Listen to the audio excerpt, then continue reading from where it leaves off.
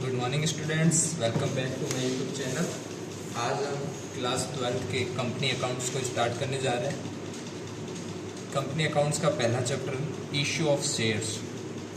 पहले हम कुछ थ्योरी है वो हम पढ़ेंगे। तो पहले हम देखेंगे मीनिंग ऑफ ए कंपनी। उससे पहले हमें जानना होगा कि बिजनेस कितने टाइप्स का होता है। मेनली जो बिजनेस देखा जाता है वो 4 टाइप्स के हैं। वैसे तो बहुत टाइप्स होते हैं बिजनेस के। अभी ऐसे धीरे धीरे जैसे इनोवेशंस होते रहेंगे वैसे वैसे बिजनेस के टाइप्स हैं जो बढ़ते जाएंगे। तो मेनली जो 4 टाइप्स हैं वो हम देखते हैं। पहला है HUF, हिंदू अनडिवाइडेड फैमिली। ये इसमें क्या होता है, ये एक प्रथा की जैसे होता है। जैसे कि आपके घर के अंदर मुखिया आपके पापा हैं, वो बिजनेस करते हैं, तो पापा के बाद में वो बिजनेस आपको हैंड ओवर कर दिया जाएगा, आपके बाद में आपके बच्चों को। फिर जैसे जैसे ये ट्री के जैसे है जिसके अंदर ब्रांचेस निकलती जाती है। फिर सेकंड आता है सोल ट्रेड। सोल ट्रेड यानी कि जैसे इसके नाम से पता चल रहा है कि इस बिजनेस का मालिक एक होता है। जैसे कि हम सोल ट्रेड के अंदर देखते हैं कि एक पर्सन पूरी बिजनेस को जो मेंटेन करता है, सारा पैसा एक बंदा लगाता है, उसको सोल ट्रेड कहते हैं। एग्जांपल, कोई भी शॉप होती है, ग्रोसरी शॉप हो गई जिसमें एक बंदे ने पैसे लगाए, वो ऐसे फैक्ट्रीज होती है, मिल्स होती है, वो होती है सोल ट्रेड। दूसरा आता है पार्टनरशिप। जब 2 या 2 से अधिक लोग मिलकर एक बिजनेस, एक कॉमन पर्पस को अचीव करने के लिए आपस में मिलते हैं और एक बिजनेस को चालू करते हैं, उस टाइप ऑफ बिजनेस को बोलते हैं पार्टनरशिप। ये क्लास 12 में आपको पूरा एक इसके अकाउंट्स आपको पढ़ने पड़ेंगे। एक बुक लगती है पार्टनरशिप की। और लास्ट एंड फाइनल आता है वो कंपनी। कंपनी एक बिजनेस का सबसे वाइडर जो स्टाइल है वो है। इसके अंदर क्या होता है कि बहुत सारे लोग मिलते हैं, कुछ पैसे लगाते हैं या पैसे के बदले के अंदर कुछ चीज़ें लगाते हैं और एक कॉमन पर्पस को अचीव करने के लिए आते हैं। ये पार्टनरशिप में एक लिमिट होते हैं, पर कंपनी के अंदर अनलिमिटेड पर्सन हो सकते हैं। अब कंपनीज भी आगे जाके डिवाइड हो जाती है पब्लिक प्राइवेट कंपनीज के अंदर।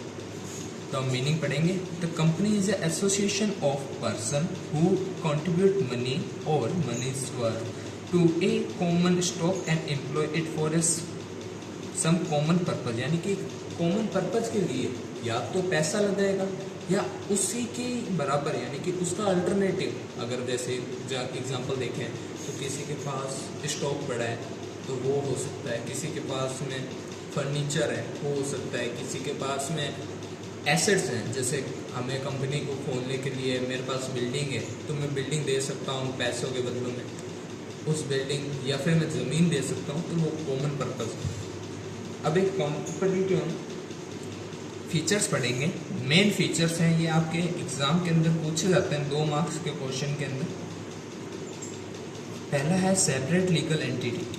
इसका मतलब क्या होता है कि बिजनेस जो कंपनी है वो अपने मेंबर से हमेशा अलग है। यानी कंपनी एक खुद अलग से एक सेपरेट लीगल एंटिटी मेंटेन करती है। जो कंपनीज लॉ है हमारा, वो कहता है कि कंपनी और कंपनी के मेंबर अलग हैं। कंपनी के लिए कंपनी के मेंबर लाइबिलिटी है। दूसरा है परपेचुअल एग्जिस्टेंस, यानी कि जैसा पहले में हमने इस चीज़ को क्लियर कर दिया है कि कंपनी अलग होती है और कंपनी के मेंबर्स अलग होते हैं। तो सेकंड पॉइंट में कह रहा है कि अगर कोई भी मेंबर्स आएंगे, शेयर होल्डर्स आएंगे जाएंगे, उससे कंपनी की जो एग्जिस्टेंस है उस पर कोई फ़र्क नहीं पड़ेगा। फॉर एग्जांपल, कोई भी एक कंपनी थी, उसके अंदर 100 शेयर होल्डर्स थे। मान लेते हैं एक शेयर होल्डर की डेथ हो गई या फिर वो छोड़ के जाना चाहता है, तो इससे जो है कंपनी के ऊपर कोई भी इफेक्ट नहीं पड़ेगा। यानी कंपनी की एग्जिस्टेंस खत्म नहीं हो जाएगी किसी के आने से और किसी के जाने से। Common seal. अब कॉमन सील क्या होती है? एक कंपनी होती है, अब कंपनी के पास एक अधिकार होता है कि आप कॉमन सील जो है मेंटेन करो या उसको रखो या ना रखो। कॉमन सील एक स्टैम्प की जैसे होती है। अगर वो किसी भी डॉक्यूमेंट पर लग जाती है और उसके ऊपर अब मैनेजिंग डायरेक्टर्स के साइन हो जाता है तो वो उस चीज़ के लिए कंपनी लायबल रहती है। ये बाउंडेड नहीं होती किसी के लिए भी कि आप कंपनी के अंदर कॉमन सील रखो ही रखो या ना रखो। ये सबके अलग अलग प्रेफरेंसेस होते हैं। अब नेक्स्ट टाइप है जो टाइप्स ऑफ कंपनी है। 3 टाइप्स की कंपनी होती है, जिसमें से मेन है आपकी 2, पब्लिक और प्राइवेट कंपनी। ये आपको बहुत कम देखने को मिलेगी, जो है 1% कंपनी ओपीसी।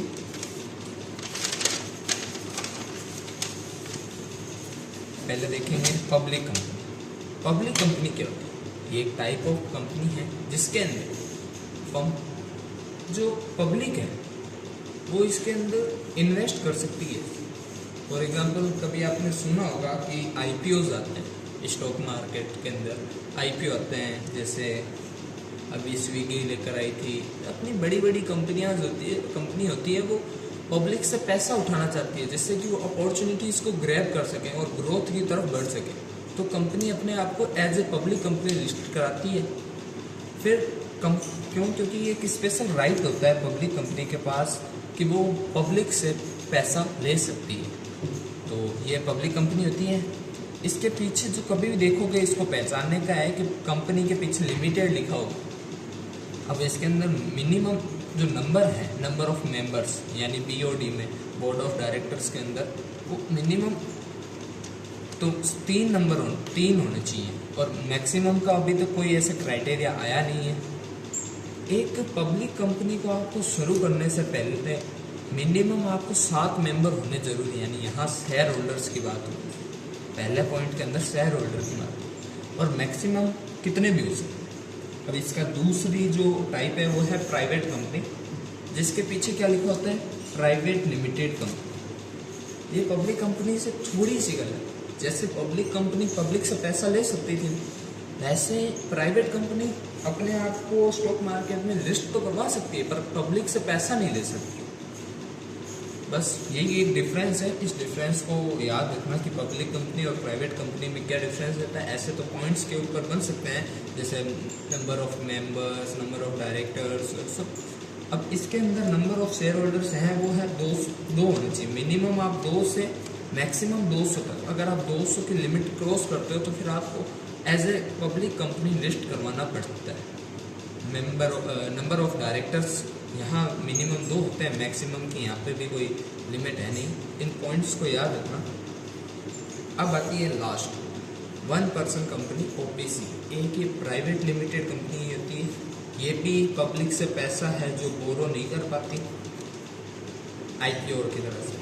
मेंबर इसका अगर 1% कंपनी का जो मेंबर है वो या तो होना चाहिए इंडिया का सिटीजन या residence of India. Residence in India का मतलब ये है कि पिछले 6 महीनों से इंडिया के अंदर आपको रहना पड़ेगा। लगभग 6 महीने आपको इंडिया के अंदर, फॉर एग्जांपल कोई अमेरिका से एनआरआईज होते हैं, नॉन रेजिडेंस ऑफ इंडिया। ये जो है वो क्या है कि अगर भारत के अंदर आते हैं, 6 महीने अपने स्पेंड कर लेते हैं, तो फिर वो एक एलिजिबल हो जाते हैं ओपीसी के मेंबर बनने के। अब इसके अंदर क्या होता है कि ओनली 1% होता है, जैसे कि इसके नाम में है 1% कंपनी। इसके अंदर मेंबर 1 होता है। अब इसके जो एक एमसीक्यू क्वेश्चन बनता है वो इन पॉइंट से बनता है। ये 2 पॉइंट हैं।